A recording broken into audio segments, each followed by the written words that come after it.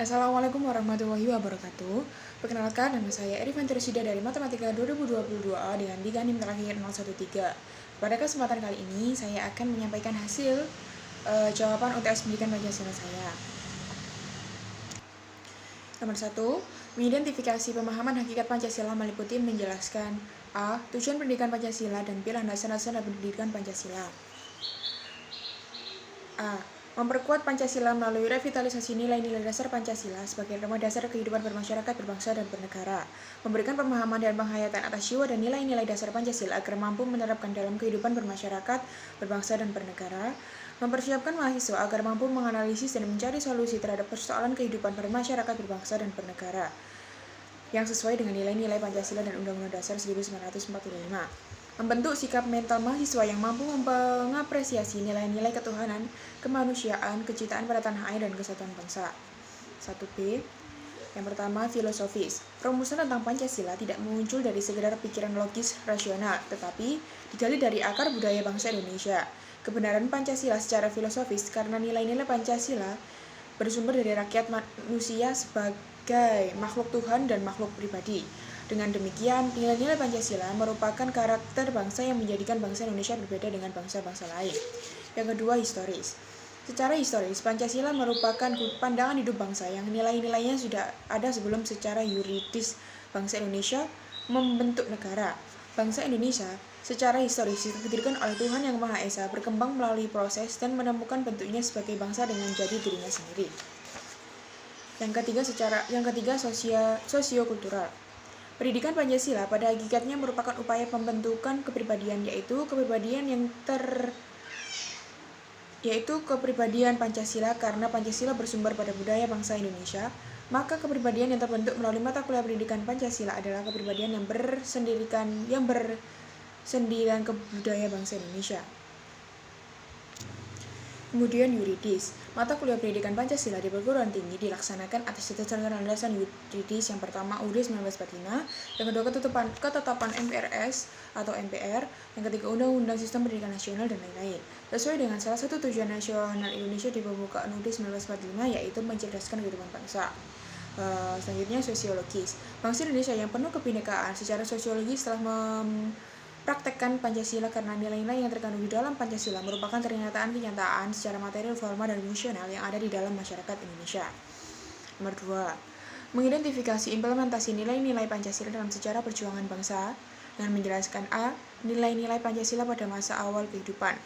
Nilai-nilai Pancasila pada masa awal kehidupan ini menjadi indikator bagi kehidupan bangsa Indonesia. Kehidupan religi tumbuh pada masa zaman batu muda atau Neolitikum saat manusia berpikir tentang pencipta atau pelindung kehidupan manusia. Nilai kemanusiaan nampak ketika dilakukan ritual upacara penguburan sampai pemujaan arwah. Nilai persatuan nampak pada pola pemenuhan kebutuhan hidup dengan pembagian kerja. Kehidupan organisasi nampak melalui sistem barter pada kesepakatan dan musyawarah sesuai pemenuhan kebutuhan hidup. B. Nilai-nilai Pancasila masa kerajaan tradisional awal. Masa Sriwijaya dan masa Majapahit sebagai bukti bahwa perjalanan bangsa Indonesia memiliki kedudukan yang penting. Kedua kerajaan ini disebut sebagai negara tradisional dan berskala nasional karena memiliki ciri adanya suatu bentuk negara bangsa. Ciri ini ditandai dengan bentuk kerajaan dan tata kepemerintahan sudah memiliki sifat berdaulat, memiliki wilayah yang pasti, dan rakyat pendukungnya. Yang C. Nilai-nilai Pancasila masa kerajaan nasional. Mengajarkan cita-cita kemanusiaan untuk mencapai kenikmatan atau kemakmuran bersama, memajukan kehidupan bermasyarakat melalui jalur niaga dan maritim yang bersifat insular, interinsular, dan internasional. Mempersatukan Nusantara Raya, musyawarah mufakat melalui sistem pemerintahnya, dan menjalin hubungan perdagangan. Nomor 3. Mengidentifikasi implementasi nilai Pancasila sebagai upaya mempertahankan dan mengisi kemerdekaan Republik Indonesia. Yang A. Nilai-nilai patriotisme bangsa Indonesia ketika melawan penjajah sampai masa proklamasi kemerdekaan Indonesia. Anggota TNI atau Kalaskaran dan rakyat bersatu padu di masa perlucutan senjata tentara Jepang, perang melawan sekutu dan juga Belanda. Para pahlawan mempertaruhkan jiwa dan raga, mengorbankan waktu dan harta benda. Tokoh-tokoh Islam, panitia 9 dan PKI memahami dan menghargai kelompok lain. B. Analisis nilai-nilai Pancasila sebagai upaya mempertahankan dan mengisi kemerdekaan Republik Indonesia. Analisis nilai-nilai Pancasila sebagai upaya mempertahankan dan mengisi kemerdekaan Republik Indonesia, yaitu dengan cara melestarikan budaya bangsa, bangga dengan membeli produk dalam negeri, menggunakan bahasa Indonesia yang baik dan benar. Adapun upaya lain untuk mempertahankan dan mengisi kemerdekaan yaitu menolong siapa saja membutuhkan pertolongan tanpa memandang suku, agama, dan ras, menghindari sikap egois, mengikuti atau berpartisipasi kegiatan di lingkungan masyarakat. Nomor 4. Mengidentifikasi proses perumusan dan pengesahan Pancasila sebagai dasar negara. A. Menjelaskan proses perumusan Pancasila. Proses perumusan Pancasila dan UUD 1945 dilaksanakan 2 masa persidangan BPUPKI, yaitu yang pertama masa persidangan dengan membahas dasar negara Indonesia, dan yang kedua membahas rancangan UUD. Usulan Pancasila secara pribadi disampaikan oleh 3 tokoh, yaitu Muhammad Yamin, M.R. Supomo, dan juga Insinyur Soekarno.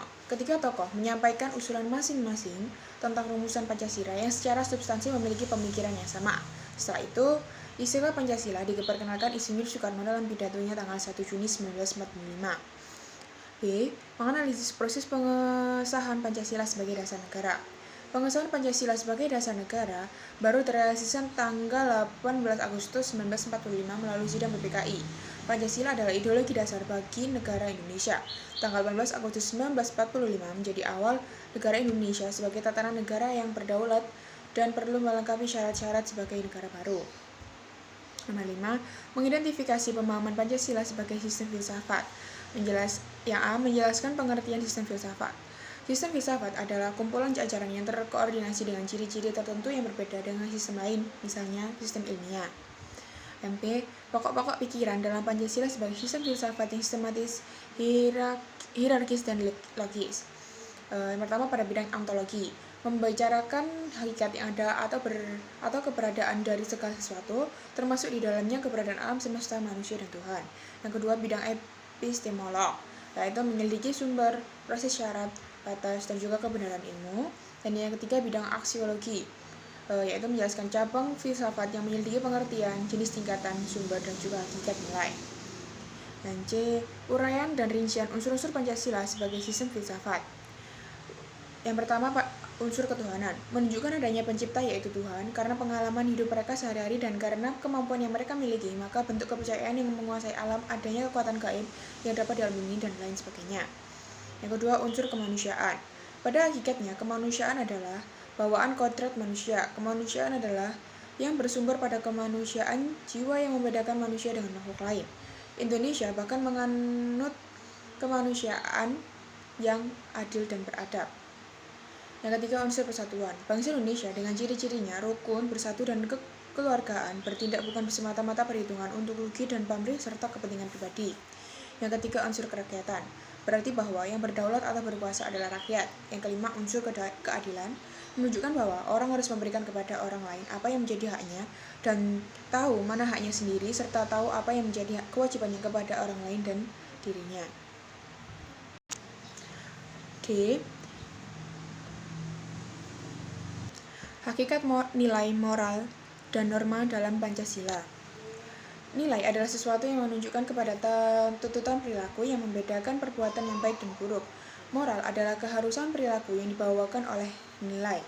Sedangkan norma adalah sumber dasar hukum yang menguatkan kedudukan konsep nilai dan moral serta perilaku yang dilakukan. Suatu nilai agar terwujud harus dijabarkan ke dalam aturan-aturan atau norma. Jika tidak dijabarkan ke dalam norma atau aturan, nilai hanya akan ada di dalam pikiran atau abstrak. Dalam kehidupan suatu masyarakat, termasuk dalam keluarga, ada nilai dan norma. Di dalam masyarakat juga ada norma atau aturan yang harus kita patuhi, baik itu norma sosial, agama, maupun norma hukum. Dalam memberikan penilaian, masing-masing masyarakat memiliki norma atau aturan yang berbeda. Semua itu tergantung dari kesepakatan masing-masing masyarakat. E. Menganalisis Pancasila sebagai nilai dasar dan mahakarya dan maknanya dalam kehidupan bermasyarakat, berbangsa, dan bernegara. Dalam merumuskan dasar negara, para atlet bangsa mencoba menggali nilai-nilai yang terdapat dalam budaya masyarakat Indonesia. Di dalam budaya masyarakat Indonesia, ada beberapa nilai yang dijunjung tinggi oleh seluruh masyarakat. Di antaranya adalah nilai ketuhanan, nilai kemanusiaan, persatuan, musyawarah, dan keadilan. Sebagai nilai dasar, sila-sila Pancasila hanya memberi gambaran tentang negara yang diciptakan dan bagaimana negara ini harus dijalankan. Tanpa dijabarkan di dalam nilai-nilai instrumental, sila-sila Pancasila belum bisa dijadikan pedoman dalam penyelenggaraan negara. Apa yang telah tertulis dalam UUD NRI 1945 harus dilaksanakan oleh pemerintah dan semua warga negara Indonesia. Dalam praktiknya, pelaksanaan undang-undang ini seringkali ada perbedaan antara orang satu dengan lainnya, antara kelompok masyarakat satu dengan lainnya. Nomor 6. Mengidentifikasi pemahaman Pancasila sebagai sistem filsafat dengan menjelaskan Pancasila sebagai dasar negara. Secara etimologis, istilah dasar negara maknanya sama dengan istilah norma dasar, cita hukum, cita negara, dan dasar filsafat negara. Dalam kosakata bahasa asing, makna dari dasar negara sangat banyak yang menunjukkan bahwa dasar negara bersifat universal. Landasan dan sumber dalam pembentuk dan menyelenggarakan negara juga diartikan sebagai dasar negara secara terminologis. Sumber gerakan negara yang diartikan sebagai dasar negara secara terminologis dengan arti segala hukum negara merupakan dari dasar negara. Pancasila merupakan norma tertinggi yang mendasari semua peraturan dan perundang-undangan di Indonesia sebagai dasar negara. Pancasila sebagai dasar negara memiliki makna sebagai pondasi dan pembentukan negara bangsa, juga menjadi acuan bagi segala peraturan perundang-undangan yang berlaku di Indonesia. Yang B, Undang-Undang Dasar Negara Republik Indonesia sebagai konstitusi. Undang-Undang Dasar sering juga dikenal sebagai istilah konstitusi, meskipun ada perbedaan di antara keduanya. Undang-Undang Dasar mempunyai arti lebih sempit daripada konstitusi, karena konstitusi selain bersifat yuridis juga bersifat sosiologis dan politis. Hukum dasar yang tertulis yang menjadi bagian dari hukumnya dasar negara yaitu Undang-Undang Dasar, di mana setiap produk hukum harus berlandaskan dan bersumber pada Undang-Undang Dasar Negara Republik Indonesia 1945 sehingga dapat dipertanggungjawabkan. Yang C, kedudukan Undang-Undang Dasar Negara Republik Indonesia tahun 1945 sebagai konstitusi. C, kedudukan UUD Negara Republik Indonesia tahun 1945 sebagai konstitusi. Undang-Undang Dasar 1445 menempati posisi tertinggi di Indonesia. Sebab Undang-Undang Dasar 1945 digunakan sebagai dasar hukum perundang-undangan yang lainnya. Sejak 18 Agustus 1945, Undang-Undang Dasar 1945 sudah diresmikan sebagai dasar hukum yang berlaku hingga saat ini. Baik dari bagian pembukaan hingga bagian pasal-pasal, UUD 1945 mengatur kehidupan masyarakat Indonesia. Yang D, hubungan Pancasila dengan pembukaan Undang-Undang Dasar Negara Republik Indonesia. Antara Pancasila sebagai dasar negara dan UUD 1945, khususnya bagian pembukaan sebagai dasar hukum, keduanya memiliki hubungan yang saling berkaitan atau tidak dapat dipisahkan. Dapat digambarkan jika Pancasila adalah rohnya, sedangkan UUD 1945 adalah raganya. Pancasila merupakan dasar filsafat negara yang termuat dalam pembukaan UUD 1945. Artinya, setiap hal dalam konteks penyelenggaraan negara harus sesuai dengan nilai Pancasila, termasuk peraturan, perundang-undangan, sistem demokrasi, dan lainnya. Yang E, hubungan Pancasila dengan UUD Negara Republik Indonesia tahun 1945. Hubungan antara Pancasila dan UUD 1945 terbagi menjadi dua konteks, yaitu hubungan formal dan hubungan material. Hubungan formal antara Pancasila dengan UUD 1945 ditinjau dalam sudut pandang konstitusional atau peraturan yang berlaku, sedangkan hubungan material antara Pancasila dan UUD 1945 adalah semua bagian-bagian material dari UUD 1945 harus selaras dan tidak bertentangan dengan Pancasila. Hubungan material ini meliputi Pancasila sebagai landasan atau sumber hukum yang tertuang secara lengkap di aturan Undang-Undang Dasar 1945. Nomor 7, berikan contoh penjelasan nomor 1 sampai dengan nomor 6 tentang pelaksanaan yang diimplementasikan di lingkungan saudara.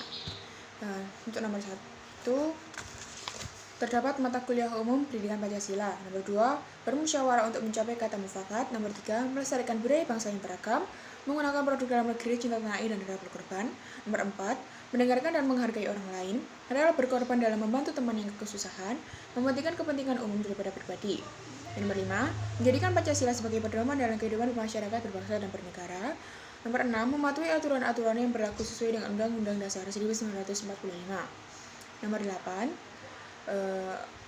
pandemi COVID-19 yang berawal dari Cina telah merambat ke berbagai belahan dunia. Sudah ribuan orang meninggal karena virus ini. Hingga saat ini, penyebarannya melandai. Upaya yang dapat dilakukan mencegah penyebaran virus COVID-19 dengan melakukan memakai masker, sering cuci tangan dengan sabun dan menjaga jarak atau physical distancing. Pada masa kehidupan berkeadaban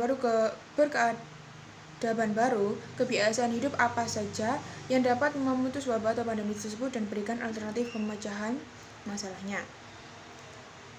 Pada masa kehidupan saat ini, kebiasaan hidup yang baik adalah dengan selalu menjaga kesehatan tubuh, mulai dari makan teratur dan dengan memperhatikan komposisi dari kandungan makanan, lalu mengatur pola tidur yang baik, berolahraga, dan menjaga kebersihan.